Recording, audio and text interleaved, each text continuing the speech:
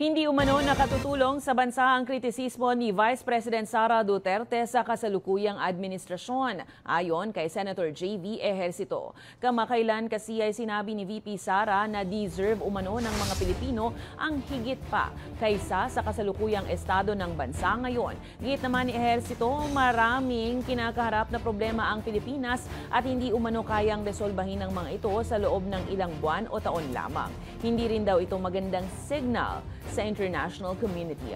Para naman kay Minority Leader Senator Coco Pimentel, dapat magkaroon na lang ng counter-SONA o sariling State of the Nation address si VP Sara para sa kanyang mga saloobin.